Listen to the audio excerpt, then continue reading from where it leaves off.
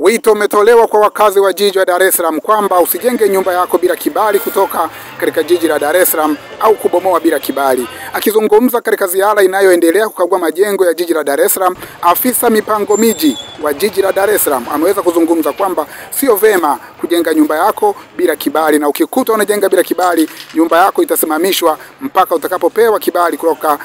jiji la Dar es Salaam. Tumsikilize alichokizungumza. Kwa majina ninaitwa Reverend Lauriani, afisa mipango miji mwandamizi jiji la Dar es Salaam, ambaye ni mwenyekiti wa kamati ya vibali vya ujenzi.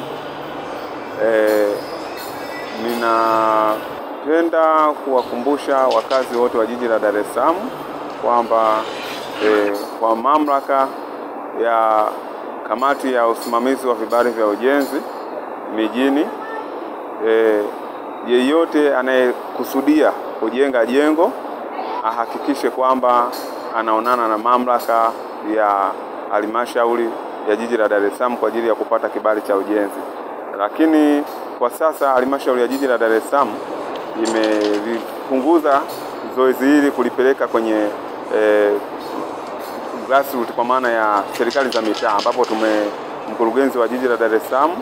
ndugu Eliuruma Mabere amefanya zoezi la kuigawanya halmashauri katika kanda 7, ambapo tuna kanda namba 1, namba 2 mpaka namba 7,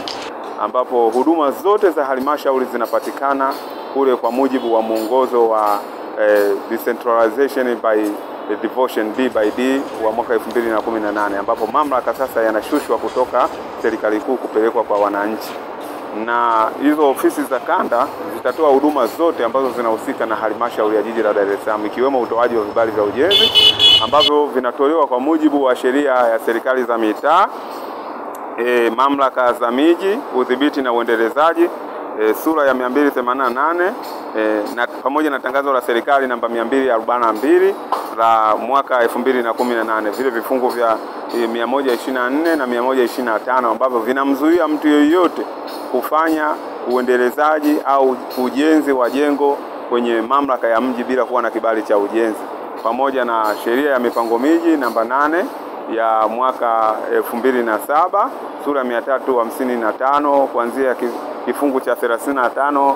ai kifungu kidogo na kuendelea, ndiyo sheria inayotupa mamlaka ya kusimamia utoaji wa vibali vya ujenzi, sifa za mtu anayetaka kupata kibali cha ujenzi, awe na kitu gani na asiwe na kitu gani. Hizo zote zinapatikana kwa mujibu wa sheria. Kwa hiyo ni waombe wananchi wote, usijenge jengo lolote ambao sisi tunaita permanent structure kwa kutumia permanent materials kama tofali bila kuwa na kibali cha ujenzi, kwa sababu mwisho wa siku tutafikia mahala kwamba tutaanza kubomoa hizo nyumba, na tutakupeni notisi, utavunja kwa gharama zako, na usipovunja sisi tutakuja kukuvunjia na utatulipa fidia ya. Vile vile kuna tangazo ambalo limetolewa na mkurugenzi wa jiji la Dar es Salaam ndugu Eliuruma, kwa maana ya kwamba kila jengo lililopo ndani ya jiji la Dar es Salaam, kwa maana ya kata za Kisutu, Kivukoni, Upanga Mashariki na Magharibi, Ilala na Kariakoo, wahakikishe majengo yao yanapakwa rangi, na kwa kuanzia mkurugenzi mwenyewe ameanza zoezi la kupaka rangi majengo yake, na pia ametoa exemption, kwa maana ya kwamba kibali cha ukarabati kitatolewa bure kwa yeyote anayekusudia kupaka jengo lake rangi, na kibali hicho cha kutozwa gharama za kibali cha ukarabati kilikuwa kinaishia tarehe 30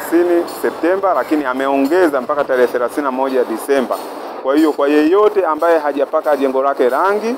ahakikishe anapaka rangi jengo lake ili kuepuka usumbufu, kwa sababu tutakapoanza kuzunguka kutafuta wasiopaka rangi majengo yao